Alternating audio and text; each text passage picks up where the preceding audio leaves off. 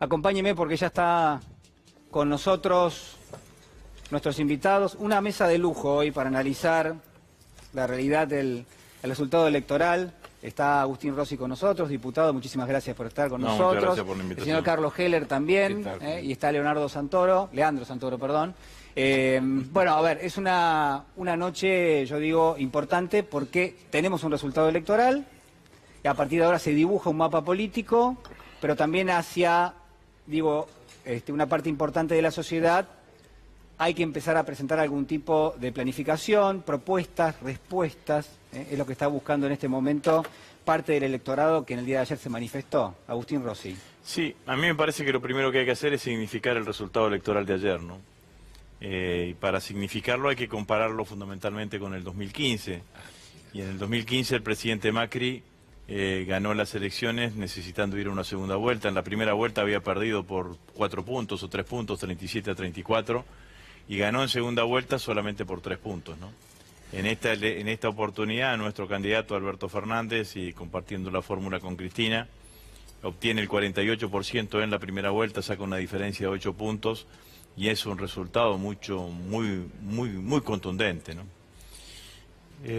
Algunos hablan de los 40 puntos del presidente Macri. Yo quiero recordar que en el año 89, cuando fue la elección Angelos Menem, sí, con ya el gobierno de Alfonsín, en una crisis económica importante, digo, para tener un solo dato, enero, febrero, marzo de ese año, la inflación estaba en 2 dígitos mensual, 10-11% mensual, sacó el 38%, y hubo un tercero que fue Álvaro Alzogaray que sacó el 12%.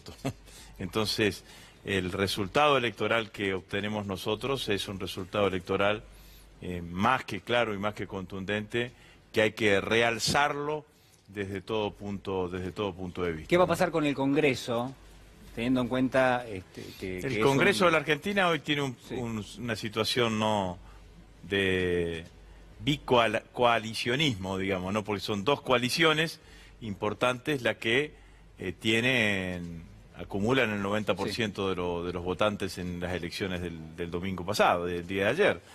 Y el Congreso va a reflejar eso, va a reflejar 2 bloques importantes, que somos nosotros y obviamente Cambiemos, y van a desaparecer lo que fueron las expresiones las terceras expresiones, por sí, decirlo de alguna manera, que tuvieron un protagonismo más importante durante estos últimos 4 años. Nosotros, con aliados, vamos a estar cerca del quórum propio, pero Cambiemos también va a tener un número importante de legisladores. Bueno, vamos a estar analizando, obviamente, el escenario electoral, lo que ha dejado, cuáles son las demandas de la sociedad en este contexto, qué va a pasar con el Congreso.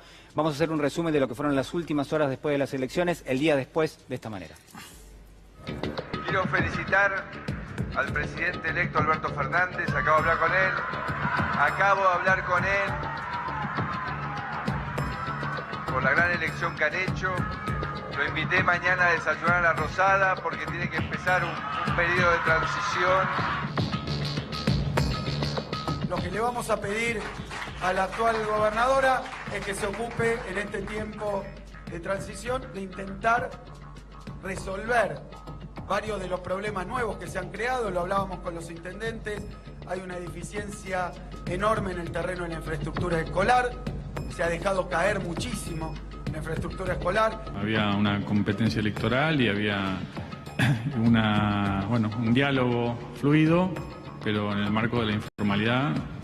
Ahora es más orgánica, entonces ahí tenemos que esperar que el presidente electo designe formalmente a eso cuando él desee a esos interlocutores para poder continuar, pero bueno, será en los próximos días. El directorio del Banco Central se reunió ayer después de las elecciones y luego de analizar distintos escenarios decidió tomar las medidas adicionales ya anunciadas anoche para proteger las reservas internacionales y permitir al nuevo gobierno contar con más grados de libertad para la implementación de sus políticas económicas. Un super cepo, es concentrado lo que no hicieron desde el 12 de agosto hasta acá, ahora con todo, porque con todo el rigor se especificó esto, que va a haber un tope de $200 para la compra a través de home banking o a través de ventanillas desde una cuenta corriente, una caja de ahorro en el banco, o de $100 en caso de que se haga en efectivo en la ventanilla sin tener una cuenta en ese banco. Bueno, por supuesto fue una jornada bastante compleja en los términos en los cuales se preveía, ¿no? ¿Por qué? Bueno, porque, y esto fue algo bastante sintomático, en el día de hoy, a las 0:15, habíamos terminado la transmisión del proceso electoral y el Banco Central, cuyo directorio estaba reunido, bueno, emitía una comunicación que hoy tomó estado público y que de alguna manera volvía mucho más riguroso el control de capitales. El control de capitales que uno dice, bueno, ¿era necesario realmente esta medida? Uno se puede preguntarse. Carlos Heller. ¿Qué tal? Buenas noches. Buenas noches. Yo diría, lo primero que queda claro es que ellos también saben lo que hay que hacer cuando hay que administrar algo escaso, que es recurrir a las regulaciones, algo que no quisieron hacer por su ideología y por su enfoque desde el primer día. El problema no es lo que pasó desde el 12 de agosto en adelante. El problema es lo que pasó desde el 10 de diciembre del 2015 en adelante, que ha permitido una fuga enorme, ¿cuántos son? 80 y tantos mil millones de dólares, que perfectamente se podían haber administrado de una manera muchísimo más racional. Porque esta cuestión que establecieron desde el primer momento, de que cada uno hace lo que quiere con su plata y entonces se la puede llevar libremente sin ningún tipo de regulación y restricción, que los exportadores podían o no liquidar las exportaciones si querían, etcétera, convierte a la situación en inmanejable. Cuando llegaron al punto límite, tienen que tomar medidas como esta, que es extrema, digamos, prácticamente cerrando la posibilidad de la compra de dólares para ahorrar, digamos, para llamarlo de alguna manera. Y está bien, porque la medida que tomaron antes, el 1 de septiembre... El primer control de capitales. El primer control de capitales que establecieron, ya marcó una cuestión, porque ese día Sandleris mismo dijo, tomamos esta medida para evitar males mayores. Primera cuestión, estaba reconociendo que había daños y que había que tomar medidas para evitar daños mayores. Así que la política que ellos habían implementado era la que producía esos daños. Tomaron medidas sin convicción y además dejaron una brecha muy grande, que es esto de los $10.000, que quiero aclarar un detalle, pues son $10.000 por mes, pero hemos visto, yo te puedo decir, que hay gente que con $1.000 compró $10.000 en el mes, fue 10 veces a comprar, compró 1.000, se fue a la cueva, los vendió, se quedó con la diferencia. Había un circuito creado en torno a eso. Porque si no, ¿quién alimenta al mercado paralelo, al mercado ilegal, a eso que glamorosamente llaman blue para hacerlo quedar más simpático, pero que es en realidad el mercado ilegal de divisas, que tiene que tener una alimentación? Y esa alimentación la generaban comprando en el circuito oficial. Santoro, ¿el gobierno podría haber evitado esta situación si hubiese tomado alguna medida hace tiempo, como dice Heller? Sin duda. Creo que Carlos lo explica mejor que nadie. Como decía él, por ahí es redundar en lo que él ya dijo, pero el gobierno tomó una decisión política que fue favorecer a los fondos de inversiones y a los bancos. La tomó el 10 de diciembre del 2015 e inició todo un proceso que hoy podríamos decir fue un saqueo, planificado. La plata que le falta a la gente que está del otro lado del televisor, hay alguien que se la llevó. Bueno, se la llevaron los ex empleadores de los funcionarios políticos que este gobierno nombró al frente de las distintas áreas. Primer punto. Segundo punto, no solamente se hicieron millonarios ellos, sino que además destruyeron el aparato productivo, empobrecieron un montón de gente.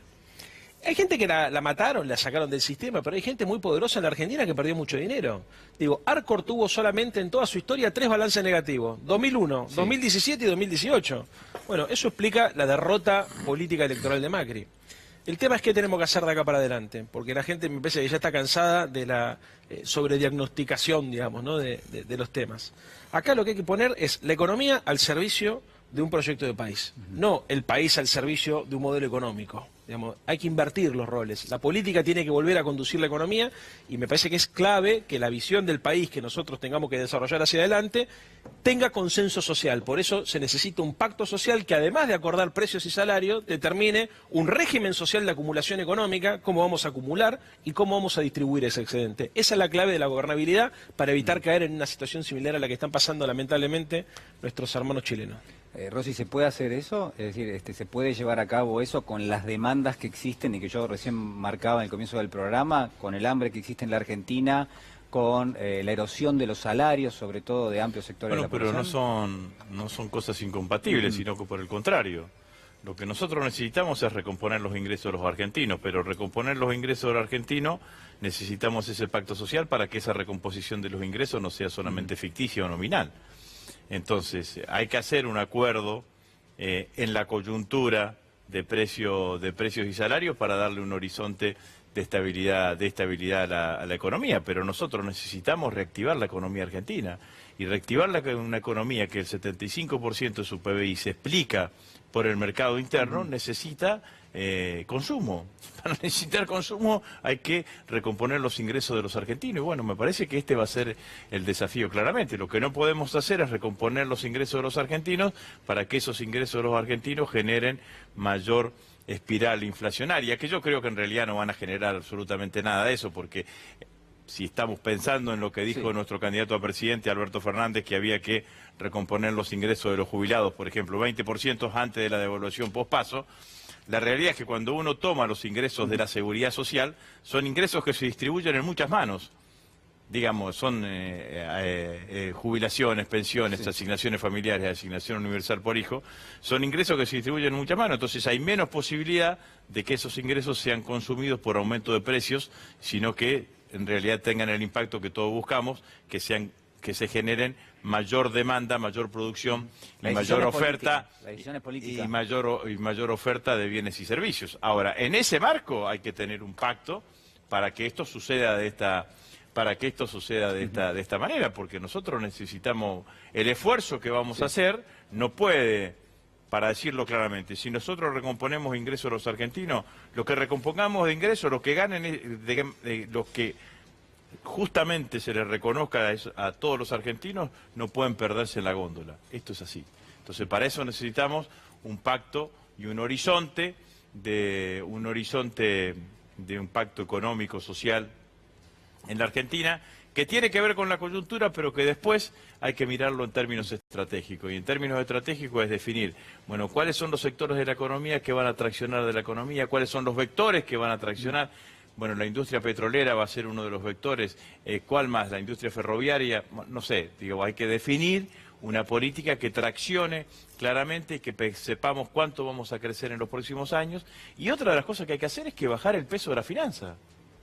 El peso de lo financiero es criminal en una tasa del 80%. Hay que decirlo con realidad, porque esa tasa del 80% no solamente la sufre el pequeño y mediano empresario y demás, la sufren todos los argentinos, porque vos vas a refinanciar tu tarjeta de crédito, la tasa de referencia es el 80%. Vas a pedir un crédito en una mutual para pagar los servicios, cosa que le pasa a muchísimos argentinos, la tasa de referencia es esa. Entonces, claramente, también hay que buscar ese escenario que yo... La realidad es que tampoco entiendo mucho, porque el gobierno, ahí Carlos explicaba perfectamente lo que significan las regulaciones. Ahora, ¿por qué seguir teniendo tasas de intereses altas? Sí. Porque en teoría tenemos tasas de interés altas, ¿para qué?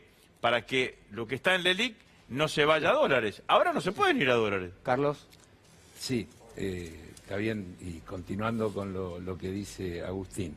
El acuerdo social, que es imprescindible, tiene que plasmarse luego en leyes y en regulaciones concretas. No puede ser una expresión de buena voluntad donde digamos que queremos determinadas cosas. O sea que el Congreso tendría que ocuparse también de eso. Desde luego, pero desde luego con proyectos concretos.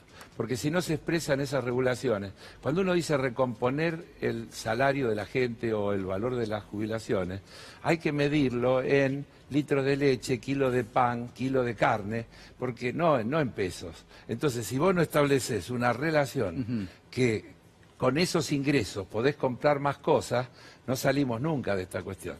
cualquier análisis serio que se haga indica que los salarios registrados, los otros deben ser mucho peor, perdieron 20% como mínimo de poder adquisitivo en estos 4 años. 20% como mínimo. A eso habría que agregarle que tenemos un Producto Bruto Per cápita que va a estar 9 y pico % por debajo del que había en el 2015, claro. Es decir, que ese es el otro problema. Y también hay que decir, hoy estábamos mirando unos numeritos, que para el 2020, para que salgamos en cero, habría que crecer entre el cuarto trimestre de este año y el cuarto trimestre del año que viene casi el 2% para que dé cero, por el tema del arrastre, para fijarte el esfuerzo que hay por delante y que tendremos que poner en práctica. Estoy absolutamente de acuerdo que hay que desfinanciarizar la economía. Este no es un problema argentino, es un problema global. La financiarización es el esquema que el capitalismo global instaló para generar el brutal mecanismo de transferencia de recursos desde los muchos que cada vez tienen menos a esos pocos que cada vez tienen más. Acaba de aparecer la información del Credit Suisse, sí. El 50% de la riqueza del mundo en manos del 1% de la población. Y el 50% de la población, el 1% de la riqueza del mundo. Si no y eso, el otro día veíamos los datos de Chile, se repiten, si no se afecta el modelo de acumulación y de distribución, no se resuelve. Porque no tenemos un problema de pobreza global, no es un problema de escasez. Lo novedoso de esta situación es que es una época de abundancia, con una horrible distribución, con un proceso de acumulación en muy poco que deja fuera a la inmensa mayoría de la gente. Y eso es lo que hay que cambiar. Carlos Heller hablaba recién de un congreso, de leyes que tienen que respaldar este acuerdo de precios. Me parece que es un enfoque interesante porque hasta ahora al menos se manifiesta como una cuestión de buena voluntad. Pero claramente, digo, con las presiones que va a tener la economía y lo social, me parece que hay que atender hablamos con el corazón y nos responderán con el bolsillo. Bueno, por eso. No va a funcionar así, por eso. Con la voluntad. Santoro, quiero preguntarte, a ver, hoy hubo un encuentro entre el presidente de la Nación y el presidente electo Alberto Fernández. Se supone que, va a haber una transición de aquí en adelante por más de 43 días puntualmente. El Frente de Todos ya ha dicho que colabora pero que no cogobierna, ¿no? La pregunta es ahí, bueno, ¿qué se puede esperar teniendo en cuenta que hay quienes dicen el presidente cambió de actitud y eso se notó en el día de hoy? Hay un presidente que es más responsable a partir de ahora, hay un presidente que le interesa la supervivencia política hacia más adelante y entonces empieza a hacerse cargo de algunas cuestiones. ¿Uno puede pensar de esa manera? Sí, lo primero que uno tiene que tener claro es que hay un modelo económico instalado hace 4 años que perjudica los intereses de las mayorías. Yo no creo que Macri vaya a cambiar en estos 40 días lo que no cambió en los 3 años y medio anteriores. Lo que sí puede ocurrir es que él tome nota del mensaje de las urnas. Entonces la sociedad le dijo, por este camino no, presidente. Si como decís vos, él especula con su futuro personal, bueno, probablemente tenga una actitud más racional que la que tuvo después de la PASO, donde tiró el mantel para ver si nos jodíamos todos, así aprendíamos a votar bien. Yo creo que eso puede ocurrir. Creo que puede ocurrir, entre otras cosas, porque en su estrategia política él estuvo tratando de disciplinar su propia fuerza partidaria. Él tenía cuestionamientos acerca de la posibilidad de su continuidad en la política. Había un sector del PRO que lo quería jubilar. Sí. Él tomó una decisión de ponerse al hombro de la campaña, sacó un resultado más amplio del que nosotros esperábamos. Efectivamente es así. O sea, yo ahí quiero decir una cosa importante en esto. A mí no me sorprendió el resultado de esta elección, me sorprendió el resultado de la PASO. Siempre supimos nosotros que el no peronismo representaba aproximadamente un 40% y siempre supimos que este espacio político representaba más o menos un 45%. En el año 2007, después del excelente gobierno de Néstor Kirchner, donde fueron para arriba todos los indicadores, el Producto Bruto, la distribución del ingreso, todo mejoró, superávit gemelo, Cristina saca 45%. Entonces, estamos hablando de una sociedad fracturada en términos sociales, pero polarizada en términos políticos. Esta polarización lleva a la irracionalidad política. ¿Sabés por qué? Porque Macri, como no tiene logros económicos y sociales para mostrar, para polarizar lo que hace es trabaja sobre la subjetividad política. En esa subjetividad política, ¿qué le dice a su base electoral? peligra la democracia, los argentinos tenemos que cuidar la libertad. Sale el Bolsonaro argentino, que es el señor Pichetto, perdónenme los compañeros del peronismo, pero se ha transformado en eso, y empieza a decir cualquier barbaridad con tal de ganar la tapa de los diarios, de generar psicosis, pánico. A esas declaraciones se le monta Carrió. Bueno, a ver, eso ha tenido efectivamente... Ese fue uno de los efectos que tuvo Macri para ellos lograron para movilizar mejorar 2 la millones de elección. personas. Ellos lograron movilizar 2 millones de personas más entre la primaria... De esa manera... Y a ver, de esa manera le robaron parte del electorado a Gómez Centurión, a... ¿cómo se llama? A Esper, y casi el 3-4 puntitos que le sacaron a Labaña. Ahora, el problema es qué es lo que nos queda de esto, porque le agrego un grado de complejidad, perdóname que me extienda un segundo. El grado de interlocutación que nosotros tengamos con los actores depende del grado de racionalidad y la confianza que logremos construir. Yo creo que cuando hablamos de pacto social hablamos de un espacio de articulación en el marco de un Consejo Económico y Social que excede a los partidos políticos pero que lo incluye. O sea, movimientos sociales, organizaciones sindicales y partidos políticos. El presidente va a tener que tomar la decisión de transformarse en un dirigente democrático o seguir el camino de Bolsonaro. ¿Por qué? Porque cuando vos construís desde tu posición electoral un discurso tan extremo, tan radicalizado, tan a la derecha, después es difícil recoger el hilo al barrilete y sentarse en una mesa de negociación a acordar leyes básicas que nos sirvan a todos. Pero uno no podría pensar que Macri ha sido de alguna manera beneficiado por ese antiperonismo que estaba gravitando, que estaba dando vueltas y que él lo supo reunir y que teniendo una vertiente institucional y política, quizás la Argentina gana en esa cuestión. Es decir, es cierto que hubo un discurso que se radicalizó. Y que hay cuestiones que están planteadas que uno podría pensar, bueno, esto habría que separarlo, digamos. Un argentino no puede aceptar que haya un candidato que tenga argumentos xenófobos, por ejemplo. Sí, bueno, o situaciones absurdas como que este es el único país del mundo donde el oficialismo denuncia un fraude organizado por la oposición. No pasa en ningún país del mundo esto. No pasa. No, perdóname, no pasa en ningún país del mundo que la gobernadora de la provincia más importante dice que está en riesgo la democracia. Porque si vos tomás una definición de esa naturaleza, después tenés que volver. O sea, a mí no me causa gracia que nos acusen de las cosas que nos acusan, básicamente porque nos quitan legitimidad. Y te puede gustar más o menos, Cristina y Alberto, pero nosotros representamos a más de 12 millones de argentinos. Entonces, esa lógica es la que nosotros tenemos que desmontar, llevar ese grado de locura, de irracionalidad y de infantilismo incluso en la política a un plano más racional, porque entonces ahí sí la transición además después se puede continuar con una nueva lógica de construcción de acuerdos políticos, que es lo que la Argentina necesita. La Argentina necesita una transición para salir de la crisis, pero después necesita un pacto social que nos permita refundar un contrato social para reordenar la lógica de acumulación y distribución en la Argentina. Carlos, ¿querías decir algo? Sí. Yo miraba el otro día a Piñera decir, recibí el mensaje, vamos a corregir, vamos a cambiar. Y lo que hace es lo mismo que hizo Macri después del 12 de agosto. Es decir, las medidas de lo que han llamado el plan alivio, pero nunca metiéndose con los fundamentos del modelo neoliberal. Es decir, ganar tiempo y por ahí aliviar un poquito porque las papas queman y nada más. Sobre lo electoral, yo coincido con la visión que dijo de entrada Agustín.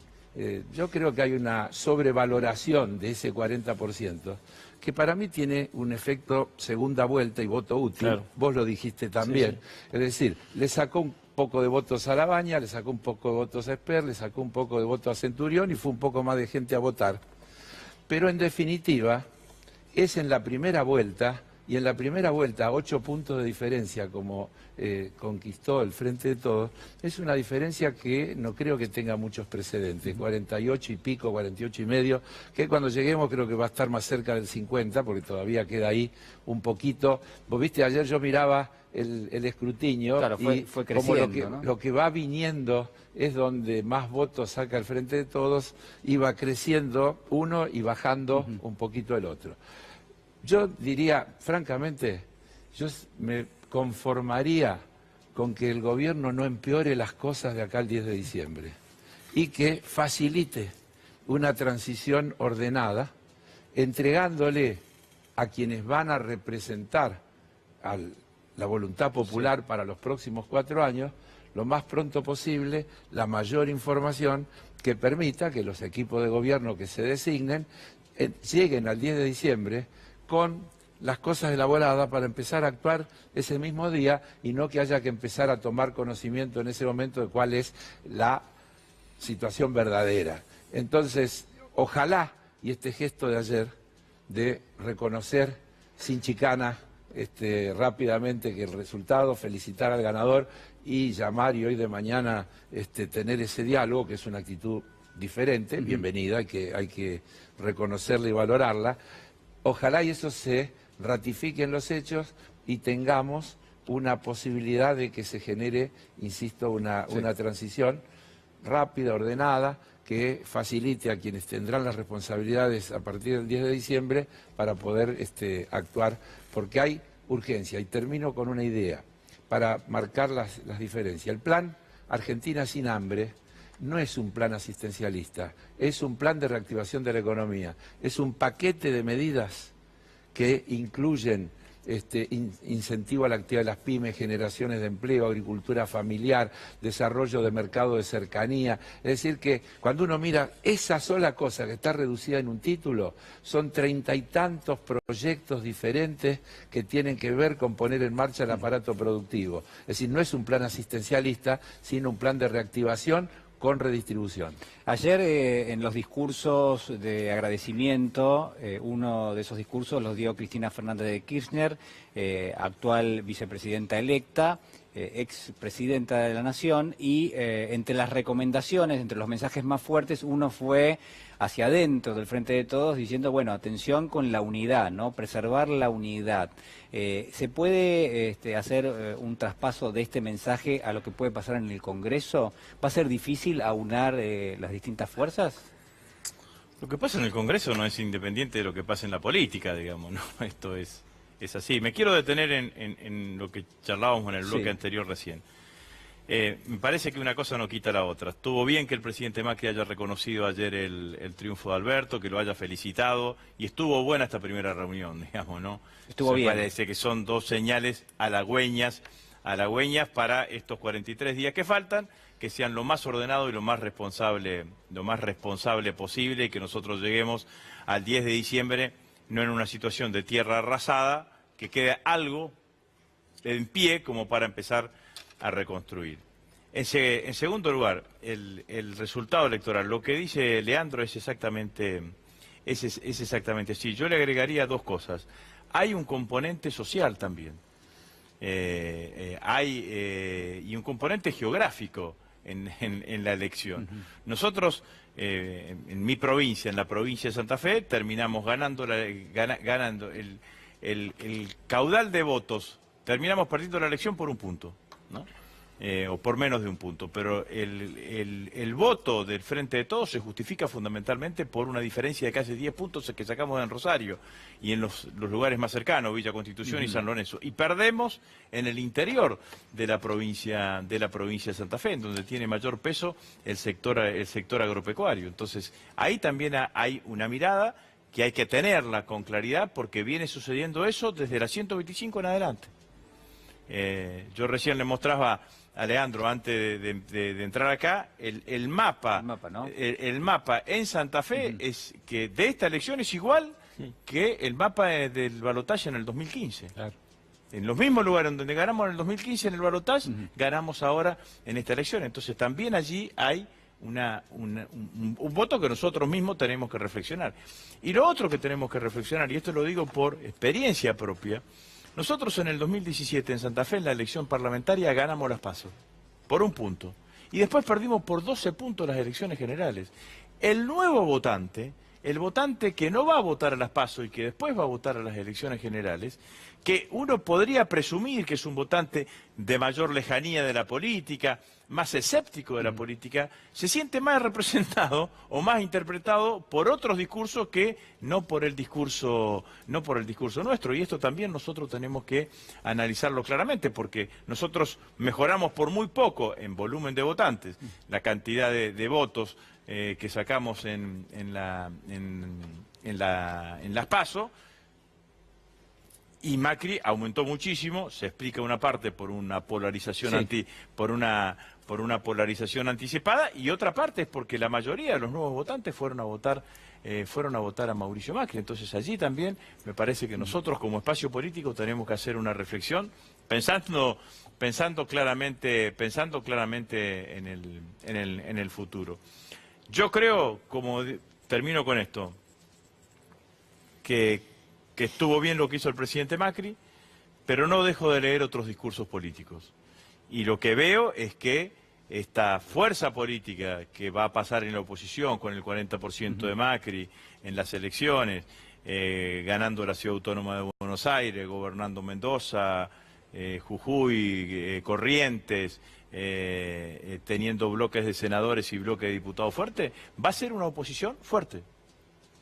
No me imagino que sea una oposición condescendiente con nosotros. Bueno, ahí está, quizás tengan una condescendencia ahora en diciembre, porque lo que nosotros hagamos en diciembre va a ser para enmendar todo el desastre económico que nos dejan. Pero imaginan una posición Pero más sin fuerte. duda, no tengo dudas, que en marzo van a empezar una campaña de desgaste para con nosotros. No Ya empezó. Ya Empezó. Ya empezó la campaña. No tengo ninguna duda que van a intentar hacer así, porque supongo, y está claro que también digo que deben estar pensando en ese sentido, y eso lo que están pensando es lo que va a hacer es que el gobierno, yo creo, que no va a hacer ninguna tropelía como la que hizo Macri el 12 de agosto, justamente porque si hace alguna tropelía, todo lo que ganó con el 40% lo va a perder antes de iniciar el proceso electoral. Pero me parece que sin duda vamos a tener una oposición que va a ser una oposición virulentamente opositora, es lo que yo pienso. Por ahí en diciembre no pasa eso. Por eso, volviendo a lo inicial y a lo que decía Cristina anoche, mantener el escenario de unidad de la coalición que hemos construido en el Frente de Todos, ampliar la coalición del Frente de Todos, es para mí importantísimo, porque sin ninguna duda va a ser el sustento político, social y parlamentario del gobierno de Alberto Fernández. Bueno, uno de los hechos del día ha sido la reunión entre el presidente Mauricio Macri y el presidente electo Alberto Fernández. Hay trascendidos, ¿no? Obviamente existe cierta consideración del gesto del presidente Macri del lado del Frente de Todos. La reunión fue muy buena, en principio esto es lo que ha trascendido, pero al mismo tiempo lo que se deja entrever es que no hubo definiciones, por lo menos no la que se esperaba, para que se lleven a cabo estas reuniones para tratar de administrar la transición. Hubo poco de esto y se espera que haya algunos contactos en los próximos días. La verdad que por algunas fuentes que he estado consultando, hasta ahora al menos no hay nada definido y no hubo ningún tipo de detalle a propósito de esto que estamos comentando. Después de los discursos en el día de ayer, se dio un festejo bastante importante en el búnker del Frente de Todos. Este es el informe de Lautaro Maislin.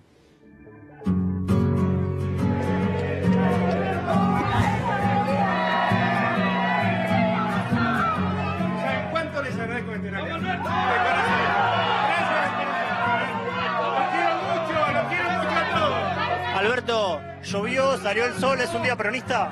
Es un gran día, la Argentina va a andar bien y recompondrá la marcha. Gracias, gracias. Gracias a todos, gracias. Gracias. Difícil, ¿no? Muy difícil. ¿Está complicado salir, Alberto? Muy difícil. No, mucho amor de la gente, mucho cariño, pero muy difícil. La gente es muy cariñosa, la gente es maravillosa. Hay miles de personas que lo esperan en el búnker. ¿Cuál es el mensaje? Están todos esperanzados. Claro, ahora vamos a hablar. Gracias a todos, gracias. Empieza a gestarse un nuevo ciclo político sin neoliberalismo. Habla Alberto Fernández en la puerta del búnker del Frente de Todos. La gente muy emocionada con las palabras. Nos metimos entre la gente para sentir el calor del festejo. Yo quiero decir que tengo a toda mi familia desocupada. Hoy hace un mes que me echaron, 10 años laburando en una fábrica, un mes que me echaron. Fueron echando de a 3, donde trabajaban 3, fueron echando de a 2, hasta que cerraron una línea y empezaron a echar más gente. Todos mis primos, mis cuñados, todos despedidos. Hoy es un logro y festejo con toda el alma. 4 años aguantando, que la gente te diga no vuelves más, sos una cuca, en el trabajo aguantando cosas. Nos bancamos que nos digan pago, planero. Volvimos. Vinimos de Rosario. Este triunfo se lo debemos a Néstor y a todo el pueblo que se lo aguantó durante 4 años. ¿Cómo pasaron estos años? Mal, sin laburo, aumenta todo, un desastre. Ahora sí vamos a estar bien. ¿Cómo la pasaste estos 4 años? Y los vamos a cuidar a todos, porque no tenemos rencor. Nosotros cuando damos derecho es para todos. No le preguntamos a quién votaron. Estoy aprensado porque con Cristina la pasé muy bien. Fueron los mejores años de mi vida. Y ahora vamos a... Mi señora se recibió con Cristina. Y mi hermana y mi cuñado. Y ahora queremos progresar de vuelta, ¿no? ¿Cómo pasó estos 4 años? ¿Cómo pasó estos 4 años? Mal. El precipicio. La pasamos horrible, la luz re cara, el gas, todo caro, el peaje no se puede transitar. Yo voy a estudio en un terciario capital y estoy en La Matanza. Tengo que estar esquivando los peajes porque no me llegan. Tengo que estar estacionando el auto a 12 cuadras porque no puedo pagar estacionamiento. 90 mangos la hora, no se puede, loco, no se puede. Uno que es humilde no puede progresar. ¡Aguante ese 5N! Yo quiero decir, si es que Macri era reelecto otra vez, iba a pasar en Argentina lo mismo que está pasando en Chile ahora. ¡Viva Argentina! ¡Viva Perú! ¡Viva Latinoamérica! Que gracias que voy a dormir tranquila porque Macri ya no va a estar.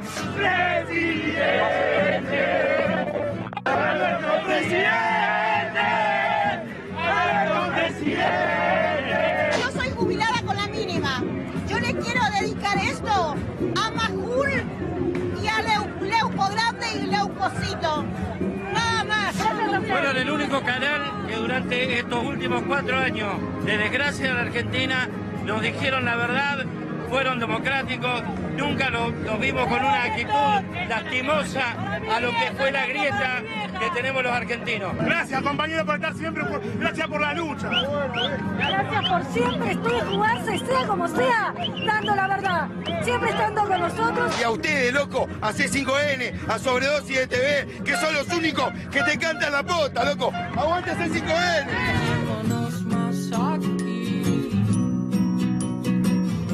Bueno, ahí estaban los festejos en el frente de todos, en el búnker. Me quedo con una frase que decía una de las personas a las cuales Lautaro le tomaba un testimonio, y es: uno que es humilde no puede progresar. Y creo que hay algo ahí que representa en gran medida lo que siente un sector importante de la sociedad, que es que los consumos básicos, la vida cotidiana, la vida material, se volvió realmente muy, muy compleja de poder afrontar, y que eso traccionaba en sentido inverso a la posibilidad del progreso, ¿no? No sé cómo lo ven ustedes. Sí, yo primero, por ahí está mal lo que voy a hacer, pero a mí una de las cosas que más me conmueven de este espacio político es la composición social que tenemos. El sujeto político que se construyó atrás del kirchnerismo es sin duda lo que más me conmueve. Caminar ayer por las calles y ver a la gente, en general gente joven, además también a todos los clivajes agreguemos el clivaje generacional. No siempre es así porque tenemos gente grande como Carlos, no viejo, dije Carlos, pero grande y sabios como Carlos, pero hay mucha gente joven con mucha esperanza. Sí. Aparte hay mucho pibe también que pudo vivir el contraste entre la década pasada y este gobierno, entre dos modelos de país. Y a mí lo que más me preocupa es no perder la ilusión en la democracia y en la política. Porque todos sabemos que el año que viene va a ser un año muy duro. Todos los indicadores, vos sabés perfectamente, Julián, el Banco Central, la OCDE, el Fondo Monetario Internacional, proyectan un 2020 complicado, con caída del Producto Bruto Interno, con alta inflación, con alta tasa de interés. Va a costar mucho salir de la recesión, va a costar mucho redistribuir. No es que vos llegás, apretaste 2 botones, moviste 3 palancas y la economía arrancó. No es así. Lo que va a cambiar de la mañana a la noche es la dirección política y el compromiso de nuestras compañeras y nuestros compañeros que estén al frente del gobierno para defender a la gente como esta que está acá, con el mismo amor con el que Macri defendía a los bancos y a los fondos de inversiones. Eso es lo que va a cambiar de la mañana a la noche. Ahora, hay que tener claro que este es un proceso de recuperación. Macri dejó un país absolutamente endeudado, muy frágil, con el aparato productivo paralizado, entrando en una recesión ya por el segundo, casi tercer año consecutivo, proyectándolo, y esto va a requerir, como decíamos acá, de pacto y de decisión política. Y hay que empezar a iniciar un ciclo. Entonces, yo creo que la política lo que tiene que entender y lo que tiene que asumir es que tenemos que laburar todos los días para que ese modelo de país solidario, soberano e industrial empiece a construirse, digamos, día a día con el esfuerzo de cada uno de nosotros, sabiendo, digamos, que eso es un proceso. No es mágico, no es de la mañana a la noche, y hay que creer en la política y apostar a la política porque es la única forma que vamos a tener los argentinos comunes, como los que estaban recién mirando la gente en el informe de C5N, de poder empoderarnos y dar vuelta a la tortilla. Carlos Heller, ¿cómo imaginás las próximas semanas, los próximos meses en la Argentina? ¿Te acordás que había una canción que decía desalambrando? Yo diría desdolarizando. El gran desafío que tiene la Argentina por delante es desdolarizar su economía, desligar el tema del tipo de cambio de los precios internos, empezando por las tarifas de los servicios públicos y volviendo a recuperar la idea de que los servicios públicos son un derecho. Y si son un derecho, no se pueden regir por la idea de si se puede pagar el precio. El precio tiene que estar al alcance de todos, porque los derechos son tales cuando todos pueden acceder. Cuando solo acceden algunos, cuando el precio determina quién accede y quién no accede, ya no es un derecho, es una mercancía. Yo vengo insistiendo que hay algunas cuestiones que tenemos que volver a recuperar. La idea de que no son mercancías, son derechos. Hay que desdolarizar esta economía, porque si no, estamos en un círculo vicioso. Sí. Sube el precio del dólar, se traslada a los precios. Inmediatamente entonces el dólar quedó atrasado. Entonces no puede ser. Sube el dólar, sube el pan, sube la leche, sube todo.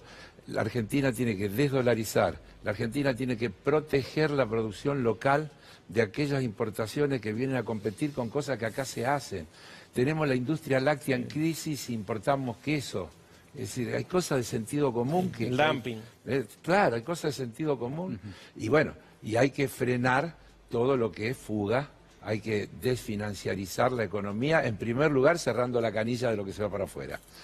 Agosto de este año, yo lo vengo repitiendo, marca en una síntesis lo que es este modelo.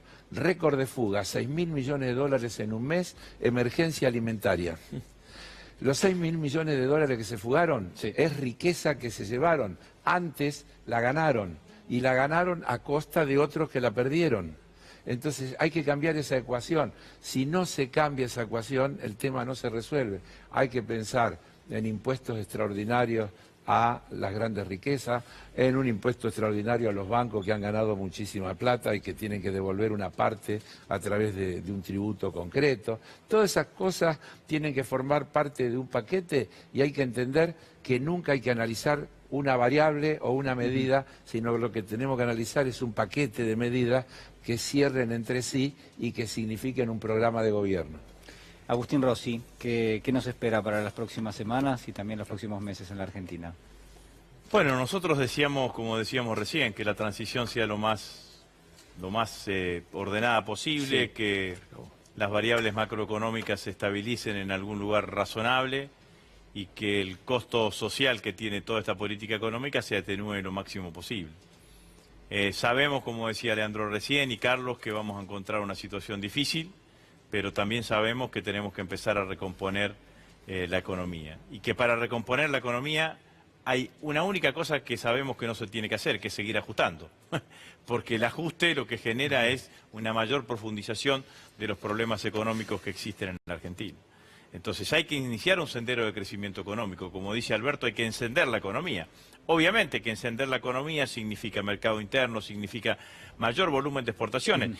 El otro tema que vamos a tener, porque la deuda del 100% del PBI, que representa el 100% del PBI, es en sí mismo un problema, pero el mayor problema que vamos a tener es que no vamos a tener acceso a financiamientos. Claro. Entonces, parafraseando al gran maestro Aldo Ferrer, vamos a tener que vivir con lo nuestro. Entonces, los dólares que va a utilizar la economía argentina van a ser los dólares que produzca la economía argentina.